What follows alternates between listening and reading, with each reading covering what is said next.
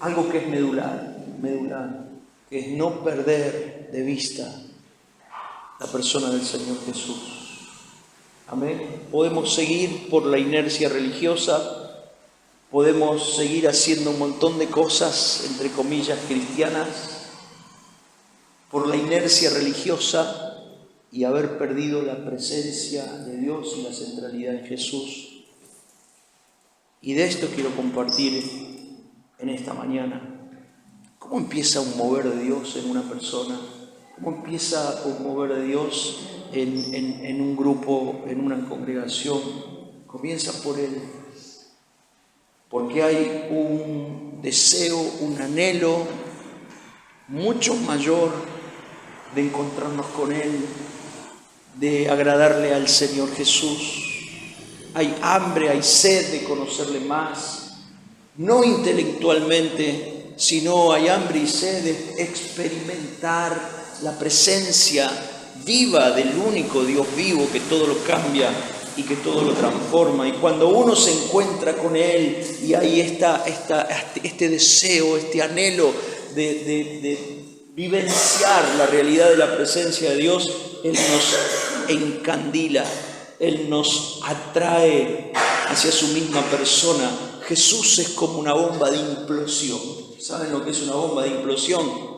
La explosión es hacia afuera, la implosión es hacia adentro, ¿verdad? Cuando nos encontramos con Él somos atraídos hacia Él. La palabra de Dios dice que al Padre le agradó reunir todas las cosas en Cristo, en una persona, una bomba de implosión.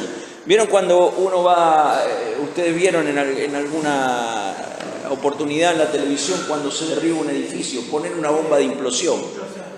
Y la implosión es hacia adentro, entonces el edificio se derrumba. Jesús es una bomba de implosión, somos atraídos hacia Él. Todo aquel que ha tenido un encuentro con Él, todo aquel que ha sido encandilado por Él, ha sido atraído, centralizado en la persona del Señor Jesús. Mateo, Pedro, Pablo, uno puede encontrar en todas las Escrituras, en la vida de los discípulos, cómo fueron atraídos por el Señor, de distintas circunstancias, en distintas formas, en distintos tiempos, pero todos atraídos por el Señor, ¿verdad? Y Pedro dice que estaba remendando las redes y el Señor pasó por ahí y le dijo, vení en pos de mí que te voy a hacer pescador de hombres. Y no sé cuánto entendió Pedro de esto, porque nosotros estamos familiarizados con este tipo de frases, porque tenemos la palabra de Dios, tenemos la historia, el relato, pero no sé cuánto entendió Pedro de qué significaba esto. Pero Pedro dice que dejando al instante las barcas y las redes, le siguió. El impacto que generó la persona de Jesús en la persona de Pedro, el impacto que generó la persona de Jesús en Mateo, que fue el mensaje evangelístico más corto de toda la historia, y dice que Jesús pasó por ahí, Mateo estaba detrás del banco de los tributos y solamente le dijo, sígueme. No fue la predicación, fue lo que Jesús produjo, el impacto que Jesús produjo en la vida de Mateo, que Mateo, dejando lo que significaba dejar el banco de los tributos y seguirlo al Señor Jesús. El encuentro con el apóstol Pablo camino a Damasco, Jesús ya resucitado se encuentra con Pablo, que era perseguidor de la iglesia, blasfemo. Él mismo habla de sí mismo como un abortivo y dice que cuando el Señor Jesús se le apareció, todo fue transformado y fue cambiado de perseguidor de la iglesia, de blasfemo, en un discípulo de Cristo en aquel encuentro camino a Damasco. Distintos encuentros, como pasa con cada uno de nosotros. Lo importante es que haya ese encuentro, que haya ligado nuestra vida para siempre. Para siempre. Dice la palabra de Dios que aquellos que gustaron de los placeres celestiales, como sigue, es imposible que vuelvan atrás.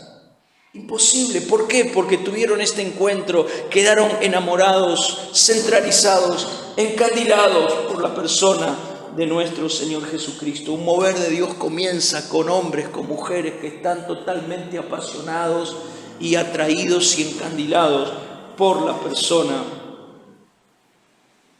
del Señor Jesús. Cuanto más tiempo con Él, más de Él. Amén. Estamos en la era de todo lo rápido, todo lo instantáneo, ¿verdad? En la época del pedido ya, lo que querés en el momento que quieras. Yo ayer hablaba con Leandro, con mi hijo. Tuve un accidente con el auto en la autopista Cañuela y él me decía, pero ¿y si...? Yo le estaba pidiendo algunas cosas y me dice, no puedo porque estoy lejos, porque estoy con esto, porque estoy con aquello. Y si te mando un pedido ya, estamos en la época del pedido ya, que donde se esté aparece uno y te trae lo que querés. Estamos en la época del café instantáneo, de la gotita, de la polenta mágica, todo en un minuto, todo rápido, todo, y perdemos esta capacidad de pasar tiempo con Él y estar con Él, que es lo más importante en la vida de alguien que ha decidido seguirle porque quedó totalmente encandilado, enamorado, atraído por Él. Cuanto más tiempo con Él, más de Él, y donde vamos, se manifiesta ese grato perfume a Cristo que está en nosotros. Dice el apóstol Pablo que algunos tienen un olor a muerte, pero otros un grato perfume a Cristo, aunque no hable. Ese perfume se manifiesta. Yo soy convencido de que uno comparte y transmite lo que tiene y no puede dar lo que no tiene. Y no necesariamente tenemos que hablar para transmitir. Uno transmite cuando estamos llenos del Señor por medio de su Espíritu Santo. Esa presencia de Dios se manifiesta donde vamos, y donde vamos la gente se da cuenta. La gente que se pega a vos o que se pega a mí no es por nosotros, es porque se da cuenta que Dios está en tu vida, que Cristo está en tu vida, y ese grato perfume a Cristo conmigo. Algunos se piensan, no, es por mí.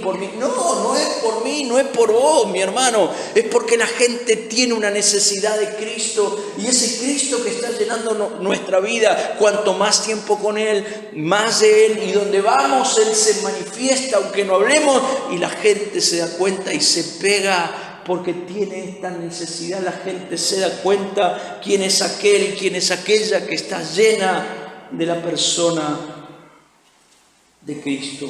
Y la gente se pega porque necesita de Él. Yo soy convencido, la gente no necesita de mí. Vos no necesitas de mí.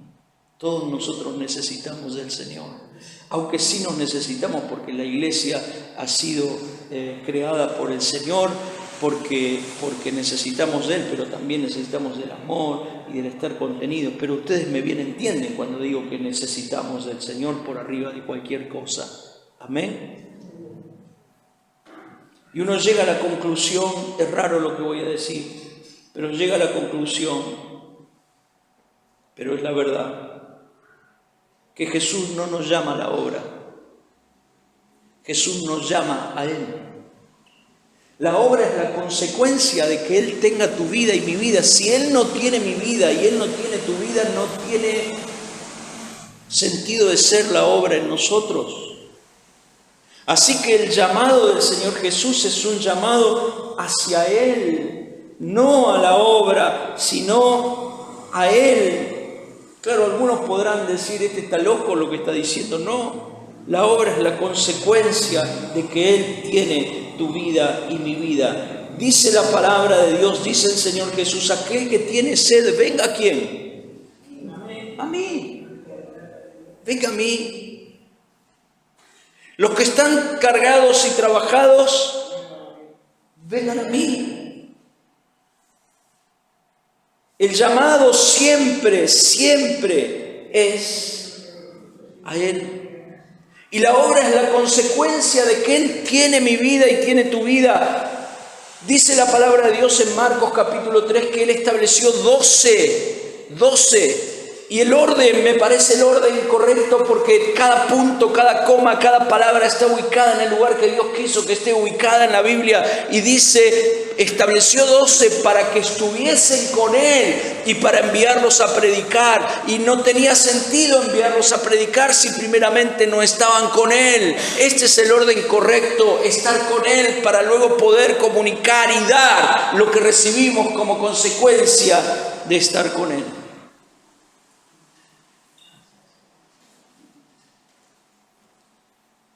El llamado nunca es a la obra. La obra y ser enviados es la consecuencia de que somos uno con Él. Hay un solo llamado en nuestra vida y el llamado es a Él. A Él. Por eso este tema es medular y yo no puedo perder la centralidad en Cristo. No puedo, necesito tener la total centralidad en la persona de Cristo. Moisés no fue llamado a Egipto, Moisés fue llamado a Dios y se encontró con Él en aquella zarza que ardía, pero lo cautivó y después de que Él tenía totalmente la certeza de que Moisés, vieron, yo soy el Dios de Abraham, de Isaac, de Jacob, no le dijo yo soy tu Dios, vamos a ver si voy a ser tu Dios, depende de vos. Le dijo, yo soy el Dios de Abraham, de Isaac, de Jacob. Que sea tu Dios depende de cómo vos vas a responder o vas a decidir en este encuentro que tenemos. Después terminó siendo también el Dios de Moisés. Pero el llamado no fue a Egipto, el llamado fue a Él. Egipto fue la consecuencia de que Dios tenía la vida de Moisés. No podemos perder el centro y tener centralidad en Jesús. Esto es medular. Cuando perdemos la centralidad, la meta, nos desubicamos. Cuando Él nos tiene, nos envía y vamos a donde Él realmente quiere, pero como consecuencia de que Él nos tiene. No vamos a la gente por nosotros, vamos a la gente por Él. Amén. Lo que hago no lo hago porque soy bueno, porque lo hago por amor a Él. Amén. Lo que hacemos, vamos a la gente, servimos, compartimos, nos despojamos, nos humillamos, perdonamos, no porque seamos buenos, sino porque Él está en nosotros. Y la gente se acerca para verlo a Él. ¿Cómo se mueve? ¿Cómo se mueve el Señor en la gente necesitada? Y esto es bíblico. Jesús dice, cuando tuve hambre me diste de comer, cuando tuve sed me diste de beber, cuando estuve preso me visitaste, cuando fui forastero me recogiste. Le dijeron, ¿cuándo hiciste esto? ¿Cuándo hicimos esto por ti? Cuando lo hiciste por uno de ellos. Vamos por Él, para ver cómo Dios se mueve de la misma manera como se movió en nosotros, como se mueve en nosotros con misericordia, con amor, con paciencia. Vamos a la gente para ver cómo Dios se mueve también en la gente. Amén. Con amor, con paciencia y con misericordia. Lucas capítulo 2. Versículo 41, el niño Jesús en el templo. ¿Cómo se puede perder a Jesús? ¿Cómo se puede perder a Jesús? ¿Cómo podemos perder centralidad en Jesús? Ese es un relato que nosotros conocemos. Dice el versículo 41 de Lucas, iban sus padres todos los años a Jerusalén en la fiesta de las Pascuas. Y cuando tuvo 12 años subieron a Jerusalén conforme, marca esta palabra, costumbre, a la costumbre de las fiestas. Al regresar ellos, acabada la fiesta, se quedó el niño Jesús en Jerusalén sin que lo supiesen José y su madre.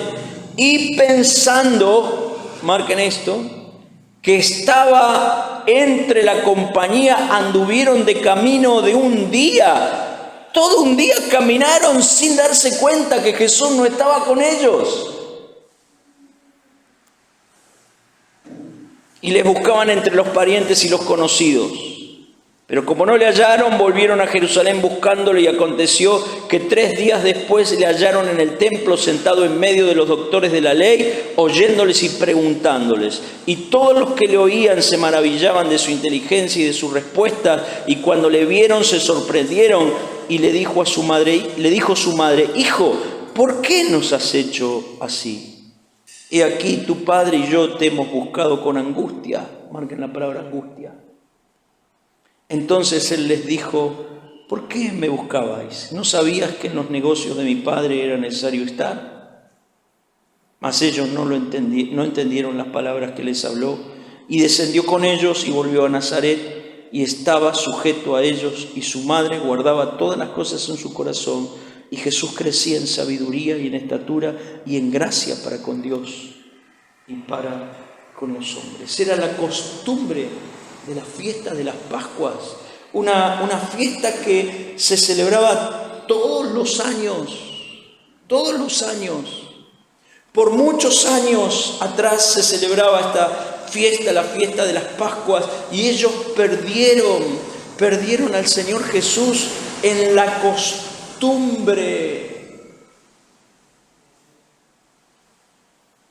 Cuidado con las costumbres. Yo le tengo terror a las costumbres religiosas. Podemos perder a Jesús en las costumbres santas.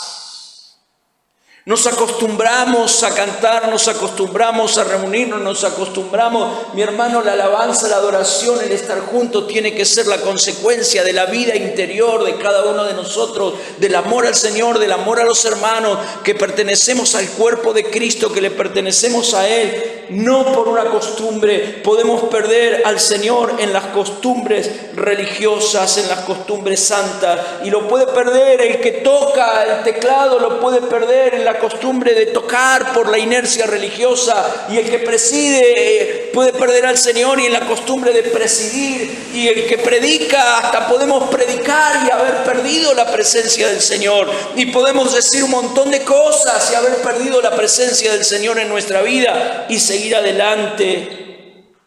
Esta fiesta era una costumbre, venía de siglos. Era una fiesta santa que hablaba de la fidelidad del pueblo de Dios, y ahí mismo perdieron a Jesús. Lo perdieron por la costumbre. Versículo 44 dice: perdieron a Jesús pensando que lo tenía el otro, o sea que una locura. Caminaron un día sin darse cuenta que Jesús ya no estaba con ellos, y pensaban que lo tenía uno, que lo tenía el otro, y no se dieron cuenta. Pensaron que Jesús lo tenía el otro.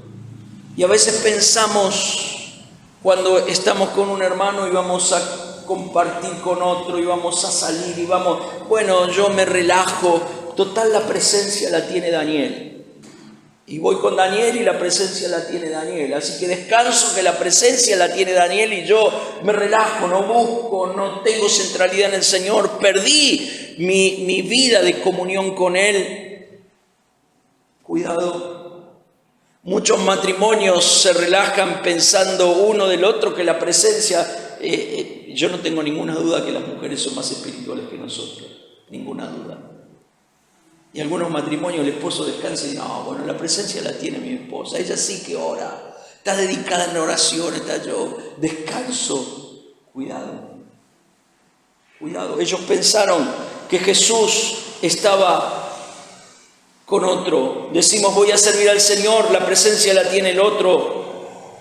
Cada uno piensa que la presencia la tiene el otro. Se puede descansar en que la presencia la tiene el otro, y esto es tremendamente peligroso. Ellos iban a la fiesta de las Pascuas. Las Pascuas era la fiesta del sacrificio del Cordero. Era una fiesta profética que hablaba sobre la venida de Jesús. Ellos tenían al Cordero, estaban en la fiesta profética y habían perdido al Cordero, una cosa loca. Una fiesta profetizada desde el principio, y lo perdieron. La intimidad de las Pascuas no concordó con la intimidad que ellos tenían que tener con Jesús, el Cordero. Dice también: durante todo un día anduvieron sin Él. Tenían una estructura de pueblo que se podía seguir adelante en el camino de un día sin darse cuenta que habían perdido a Jesús. Tenían una estructura que se podía seguir adelante un día sin darse cuenta que habían perdido a Jesús. Hay una estructura de iglesia y religiosa que uno puede seguir adelante sin darnos cuenta que hemos perdido a Jesús, que hemos perdido la presencia manifiesta de Jesús.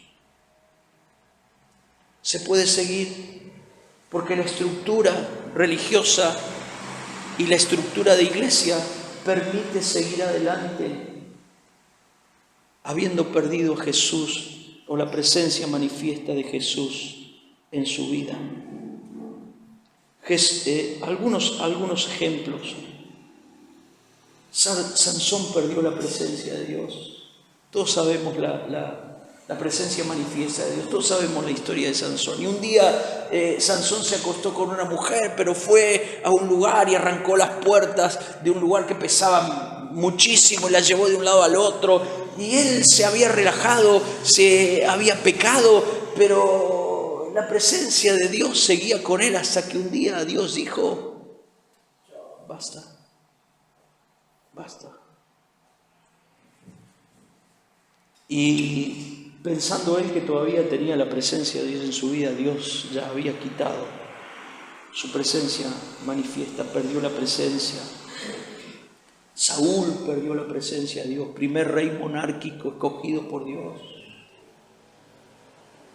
Perdió la presencia. Cuando Dios le dio una orden, yo no quiero entrar en detalles de esto para no invertir más tiempo, pero decidió hacer lo que quería en vez de lo que Dios le dijo. Es cuando Dios le dice: a Dios le agrada más la obediencia que cualquier tipo de sacrificios, una obediencia que es hecha por amor, no por imposición, no por mandatos religiosos, sino porque el Señor traspasó mi vida.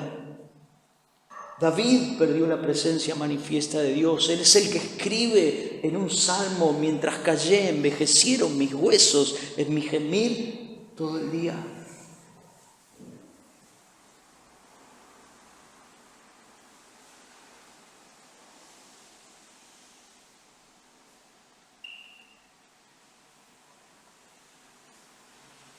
Tener la presencia de Dios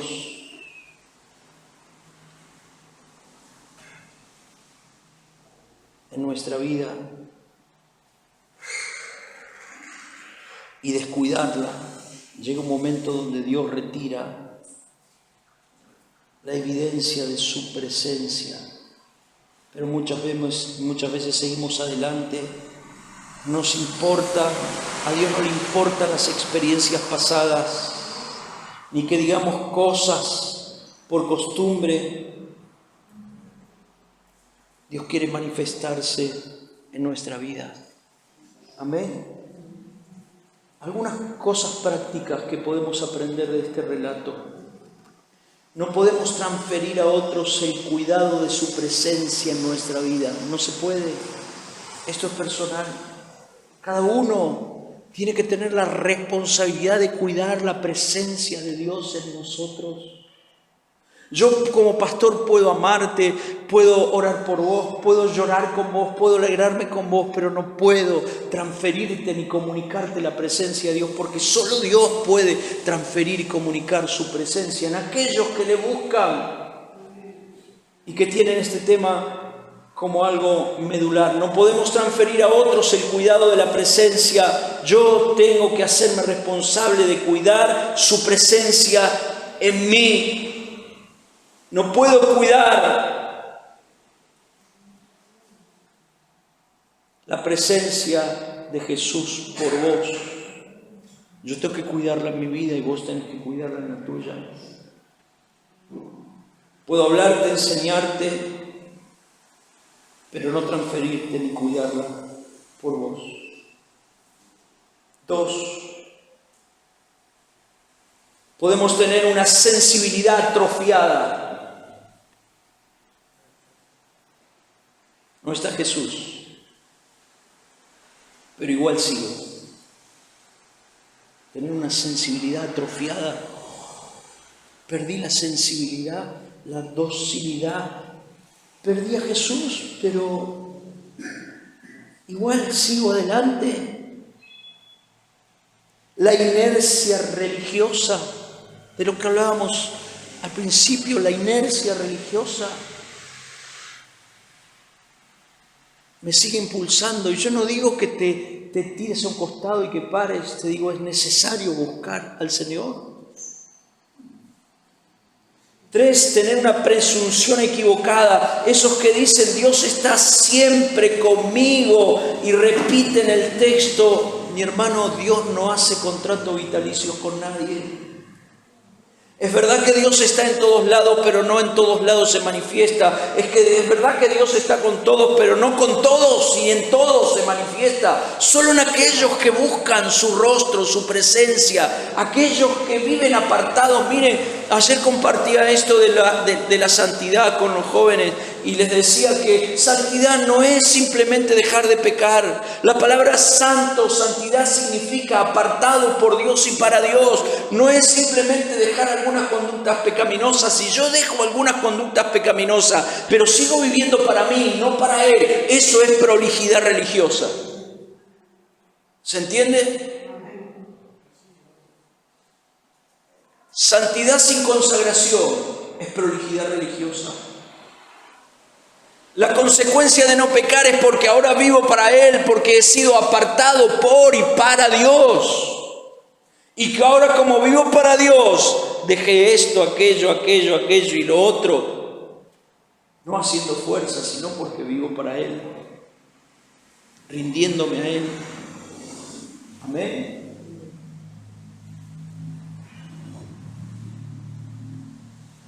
Dios no hace contratos vitalicios con nadie. Tener esta presunción de que Dios está siempre conmigo es un error. Yo tengo que buscar, cuidar la presencia de Dios en mi vida. Lo perdieron en el camino y por lo tanto tuvieron que desandar el camino que habían recorrido para volver a buscar a Jesús. La palabra de Dios nos declara el mensaje a la iglesia de Éfeso. Yo conozco tus obras, tu arduo trabajo, que has hallado mentiroso a aquellos que dicen ser apóstoles y no lo son, pero tengo contra ti, dice que has perdido tu primer amor. Una versión más ajustada dice que ya no me amas como antes. Por tanto, recuerda de dónde has caído, arrepiéntete y haz las primeras obras. Hay que desandar el camino que transitamos sin la presencia del Señor Jesús. Volver al primer amor.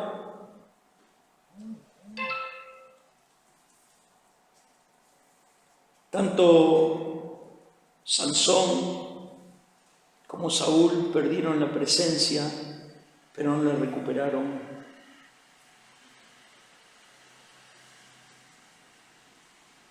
Cuando le vieron, le dijeron: te buscamos con angustia.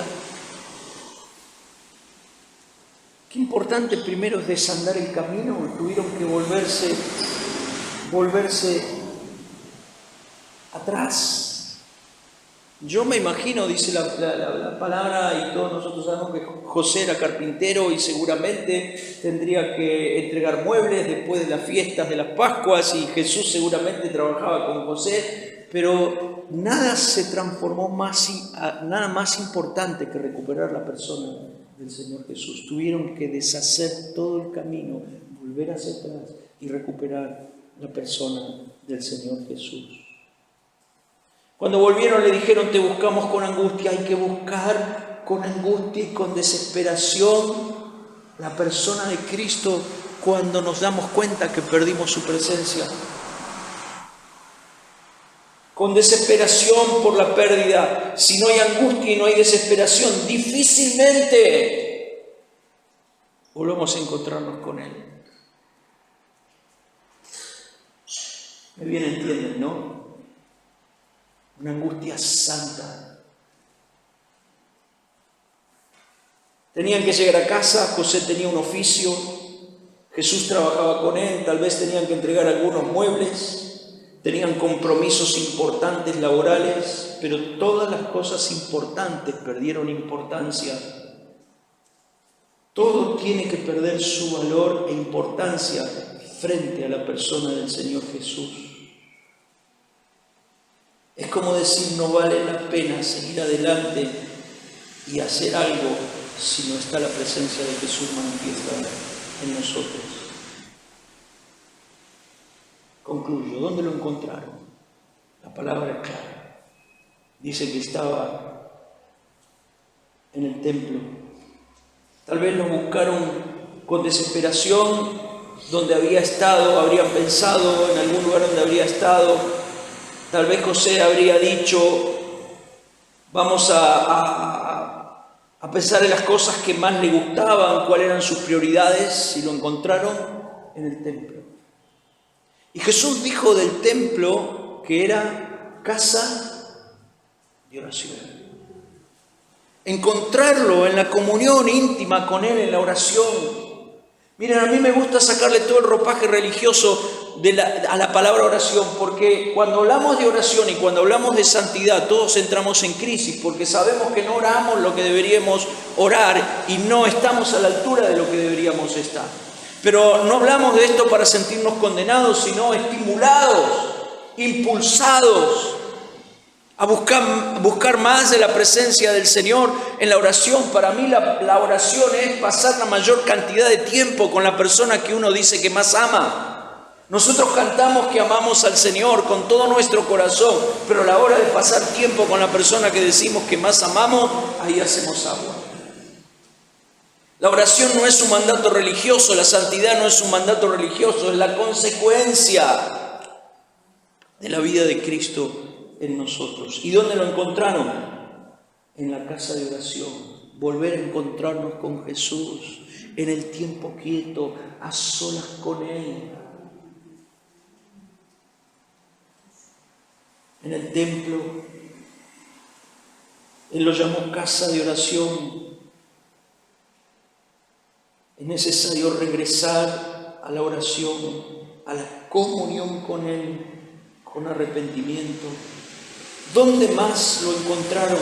Dice que estaban los doctores de la ley haciéndole preguntas sobre la palabra de Dios y Él les respondía y se quedaron maravillados. En la oración, en la palabra, reencontrarnos, de redescubrir a Jesús a través de la palabra y de la comunión íntima con Él. Y lo último, Él le dice a su madre, es necesario que en los negocios de mi Padre yo esté. ¿Cuáles son los negocios del Padre? ¿Dónde estás? ¿Dónde estoy? En mis negocios.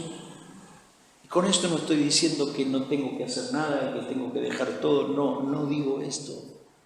Estoy diciendo en que muchas veces nuestros negocios son prioridad por arriba de la persona del Señor Jesús. No estoy hablando de activismo, estoy hablando de vida con Él. ¿Cuáles son los negocios del Padre? Yo siempre digo que la obra de Dios, nosotros le llamamos obra de Dios un montón de cosas. La obra de Dios es gente. Cuando Jesús comisiona a los discípulos y les dice que el obrero es digno de su salario, le dice, vayan a los hogares atribulados, ministren paz, si la paz fuera digna en esa casa se va a quedar ahí, coman lo que les sirva, quédense, no pasen de casa en casa, prediquen el evangelio del reino, sanen a los enfermos. La obra de Dios tiene que ver con gente, los negocios del Padre. Son personas, son hombres, son mujeres, son familias. Necesitamos cada uno de nosotros involucrarnos y reencontrarnos con Jesús en los negocios del Padre. Estas tres cosas van juntas, no es que si yo hago una y la otra, no, tienen que ir juntas. Tienen que ir juntas. La comunión con Él, con arrepentimiento y con angustia, recordando en algún momento, fue bisagra en mi vida, perdí la presencia, en algún momento pasó, no me di cuenta, me descuidé y me relajé y hoy un poquito y mañana otro, y cuando me di cuenta estaba lejos. Con arrepentimiento, con angustia, ir a la palabra, reencontrarme con Jesús en la palabra, en la comunión, en la oración, en el pasar tiempo con Él y en los negocios del Padre. Estar donde está la necesidad. Mi hermano, ojos que no ven, esto no está en la Biblia, pero si estaría no estaría mal. Ojos que no ven, corazón que no sienten. Necesitamos estar donde está la necesidad, donde está el necesitado, para amar, para servir, para abrazar, para comunicar a Cristo, para expresar a Cristo. ¿En qué negocios estoy?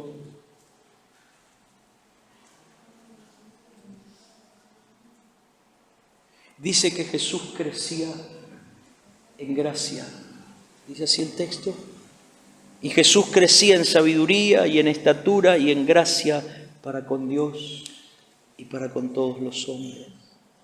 Seguramente si vamos por acá vamos a crecer en sabiduría, en estatura y en gracia para con Dios y para con todos los hombres. Amén.